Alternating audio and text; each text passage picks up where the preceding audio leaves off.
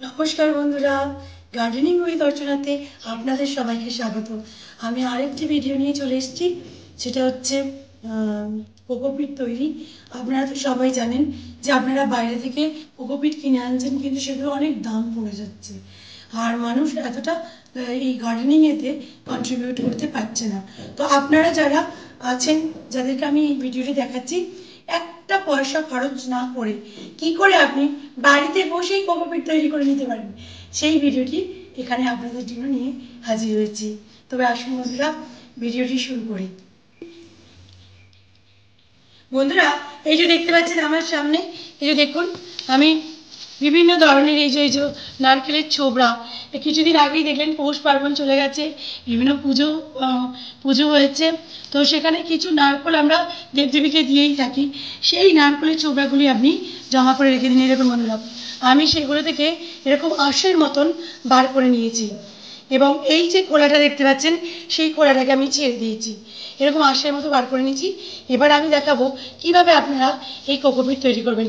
এর জন্য কিচ্ছু লাগবে না বন্ধুরা, এইটা নিচ্ছেন, আর এরকম ধরনের একটি গাছ কাটার কাঁচি যদি নিতে পারেন তাহলে ভীষণ ভালো হয়। এবার দেখুন কিছু কীরকমভাবে আপনি পুরোপুরি করবেন।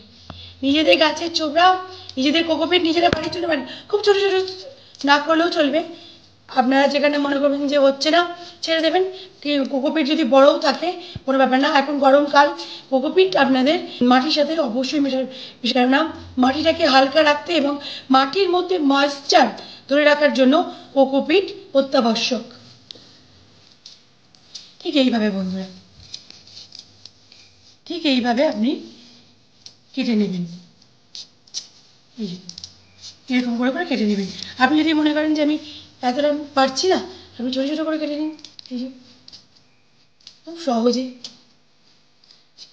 দেখুন বন্ধুরা কীভাবে এই কোকোপিটগুলো তৈরি হয়ে যাচ্ছে। আর আমি কিন্তু আমার যে ছাদ বাগান ওপরে, সেখানে কিন্তু আমি কোকোপিট মিশিয়েই চাষ করি।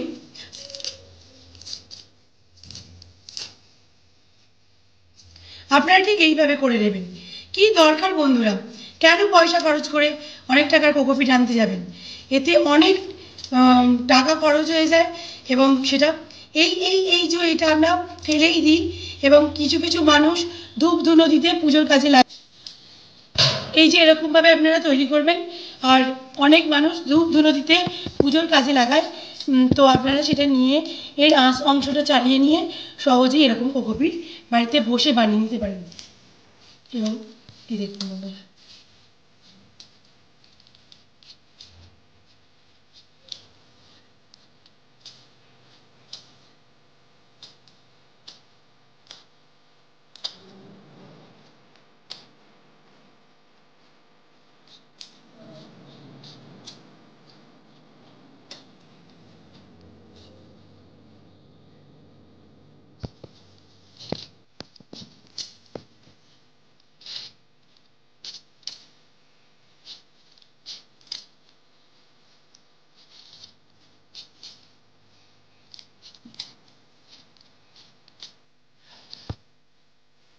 বন্ধুরা এই দেখুন কিভাবে আপনি এখান থেকে চারা আরম্ভ করবেন।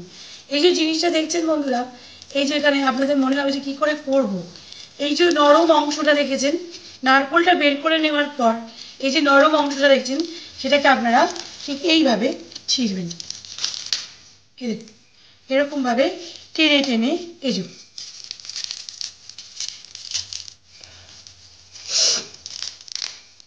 এরকমভাবে আপনি পুরো আঁশগুলোকে আস্তে আস্তে করে এরকম পার্ট বাই পার্ট এরকম করে করে তুলে নেবেন। নেবার পর এই যে জিনিসটা দেখছেন, এটাকে একটুখানি এরকম হাতে করে এরকম করে নেবেন, অর্থাৎ ভেঙে নেবেন। এগুলোকে পিষে নেওয়ার পর এই যে পিষে পিষে যাচ্ছে, এই যে দেখছেন বন্ধুরা কীরকম আলাদা আলাদা হয়ে যাচ্ছে। এই পিষে পিষে যাওয়ার পর এই জিনিসটাকে আপনারা কী করবেন, পুরো হালকা করে নিলেন। একটু শক্ত থাকলে কিন্তু একটু কাঁচি চালাতে অসুবিধা হয়, আপনারা এটাকে পুরো পাতলা করে নিলেন। পাতলা হয়ে গেল। এবার বন্ধুরা আপনারা সঙ্গে সঙ্গে এই কাঁচিটা দিয়ে কাটতে শুরু করে দেবেন। কি দেখুন কি সহজে পুরো করা যাচ্ছে। এরকমভাবে কাটবেন। এরকমভাবে কাটতে কাটতে দেখবেন যে পুরো এরকম ডাস্ট ফর্ম তৈরি হয়ে গেছে। কিরকম ডাস্ট, কি দেখছেন বন্ধুরা, কত সহজে কিরকম ডাস্ট হয়ে গেছে। এই জিনিসটা আপনি মাটির সাথে মিশিয়ে, হ্যাঁ, এই কোকোপিটটা আপনি মাটির সাথে, আপনি জলেও ভিজিয়ে রাখতে পারেন একদিন, কেউ জলেও ভিজিয়ে রাখে, আবার কেউ শুকনোও আপনি ব্যবহার করতে পারেন। কারণ কোকোপিট এমন একটা জিনিস যে জল ধরে রাখে এবং গাছকে ময়েশ্চার প্রদান করতে থাকে।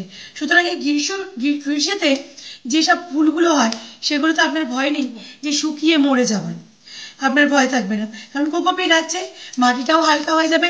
আপনি ছাদে চাষ করেন, অনেকে ছাদে চাষ করতে গেলে বলে যে টব ভারী, মাটি অনেকটা লাগে, টব ভারী হয়ে যায়, ফলে অনেকে গাছ করতে চান না। আমি বলবো টবের মাটিতে যদি আপনার নিজস্ব তৈরি করা কোকোপিট মিশিয়ে দেন, তাহলে কিন্তু আপনার টবটি হালকা হয়ে যাবে এবং আপনার গাছে গোড়া চালাতে সুবিধা হবে, গাছটি আপনাকে খুব ভালো ফল ফুল দেবে। তো বন্ধুরা, কেমন লাগলো ভিডিওটি? আশা করছি খুব ভালো লাগলো। যদি ভালো লাগে তাহলে একটা লাইক, শেয়ার এবং কমেন্ট করতে ভুলবেন না। আর আপনি যদি আমার চ্যানেলে নতুন হয়ে থাকেন তাহলে প্লিজ প্লিজ প্লিজ আমার চ্যানেলটিকে সাবস্ক্রাইব করুন। আর যেসব বন্ধুরা অলরেডি আমার চ্যানেলে আছেন এবং আমাকে সাপোর্ট করেছেন, তাদেরকে অসংখ্য অসংখ্য ধন্যবাদ আমাকে এগিয়ে নিয়ে যাওয়ার জন্য। এখনও কোভিড পরিস্থিতি সেরকমভাবে কাটেনি, তাই মানুষ এখনও কিছু কিছু আক্রান্ত হচ্ছে। তাই এই কোভিড পরিস্থিতিতে আমি আপনাকে জানাতে চাই, সুস্থ থাকুন, ভালো থাকুন, কাজ করুন, সবুজের সাথে জুড়ে থাকুন, তাহলে মনটাও সুস্থ থাকবে আর আপনিও সুস্থ থাকবেন। নমস্কার।